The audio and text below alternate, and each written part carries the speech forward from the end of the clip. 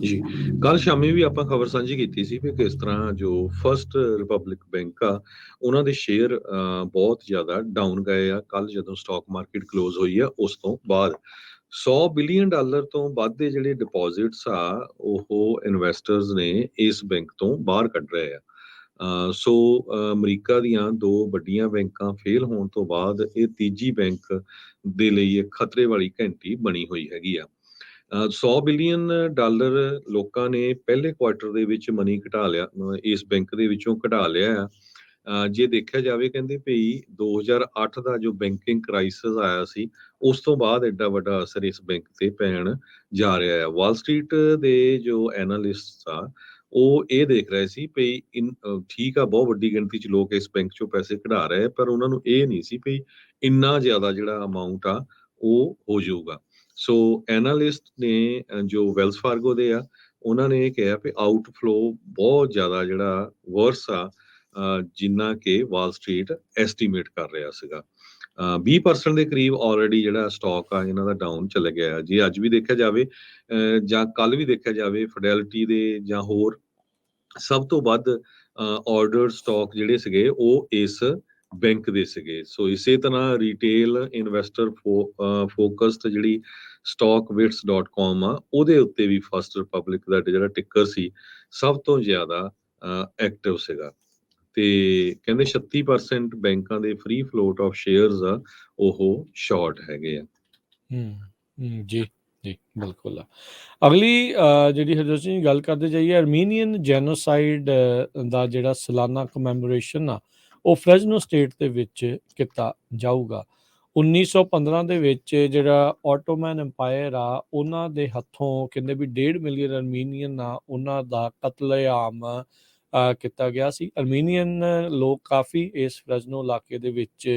ਰਹਿੰਦੇ ਆ ਤੇ ਉਹਨਾਂ ਦੀ ਜਿਹੜੀਆਂ ਫਾਊਂਡੇਸ਼ਨਸ ਆ ਇਸ ਦੇ ਵਿੱਚ ਕਹਿੰਦੇ ਵੀ ਸਾਲਾਨਾ ਤੌਰ ਦੇ ਉੱਤੇ ਇਸ ਜੈਨੋਸਾਈਡ ਨੂੰ ਉਸ ਦੇ ਵਿੱਚ ਮਾਰੇ ਗਏ ਲੋਕਾਂ ਨੂੰ ਕਤਲ ਹੋਏ ਲੋਕਾਂ ਨੂੰ ਜਿਹੜਾ ਉਹ ਯਾਦ ਕਰਦੇ ਨੇ ਸੋ ਫ੍ਰੈਜ਼ਨੋ ਸਟੇਟ ਜਿਹੜੀ ਯੂਨੀਵਰਸਿਟੀ ਆ ਉੱਥੇ ਇਹ ਸਾਲਾਨਾ ਸਮਾਗਮ ਜਿਹੜਾ ਆ ਇਸ ਵਾਰ ਵੀ ਕੀਤਾ ਜਾਵੇਗਾ ਜੀ ਕੱਲ ਸ਼ਾਮੀ ਵੀ ਆਪਾਂ ਖਬਰ ਸਾਂਝੀ ਕੀਤੀ ਸੀ ਵੀ ਕਿਸ ਤਰ੍ਹਾਂ ਜੋ ਫਰਸਟ ਰਿਪਬਲਿਕ ਬੈਂਕ ਆ ਉਹਨਾਂ ਦੇ ਸ਼ੇਅਰ ਬਹੁਤ ਜ਼ਿਆਦਾ ਡਾਊਨ ਗਏ ਆ ਕੱਲ ਜਦੋਂ ਸਟਾਕ ਮਾਰਕੀਟ ਕਲੋਜ਼ ਹੋਈ ਆ ਉਸ ਤੋਂ ਬਾਅਦ $100 ਬਿਲੀਅਨ ਤੋਂ ਵੱਧ ਦੇ ਜਿਹੜੇ ਡਿਪੋਜ਼ਿਟਸ ਆ ਉਹ ਇਨਵੈਸਟਰਸ ਨੇ ਇਸ ਬੈਂਕ ਤੋਂ ਬਾਹਰ ਕੱਢ ਰਹੇ ਆ ਸੋ ਅਮਰੀਕਾ ਦੀਆਂ ਦੋ ਵੱਡੀਆਂ ਬੈਂਕਾਂ ਫੇਲ ਹੋਣ ਤੋਂ ਬਾਅਦ ਇਹ ਤੀਜੀ ਬੈਂਕ ਦੇ ਲਈ ਇੱਕ ਖਤਰੇ ਵਾਲੀ ਘੰਟੀ ਬਣੀ ਹੋਈ ਹੈਗੀ ਆ $100 ਬਿਲੀਅਨ ਲੋਕਾਂ ਨੇ ਪਹਿਲੇ ਕੁਆਰਟਰ ਦੇ ਵਿੱਚ ਮਨੀ ਘਟਾ ਲਿਆ ਇਸ ਬੈਂਕ ਦੇ ਵਿੱਚੋਂ ਕਢਾ ਲਿਆ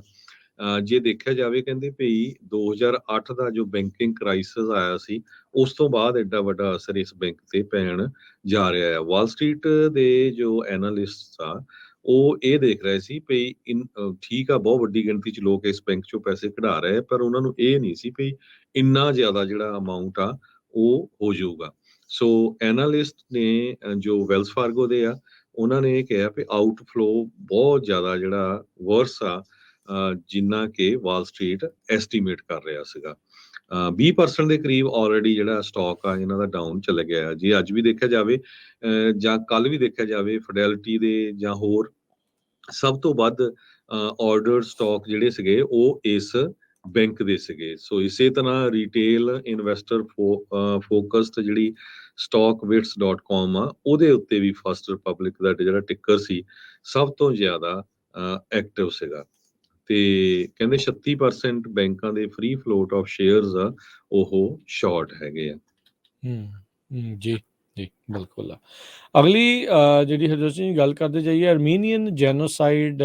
ਦਾ ਜਿਹੜਾ ਸਾਲਾਨਾ ਕਮੈਮੋਰੇਸ਼ਨ ਆ ਉਹ ਫ੍ਰੈਜ਼ਨੋ ਸਟੇਟ ਦੇ ਵਿੱਚ ਕੀਤਾ ਜਾਊਗਾ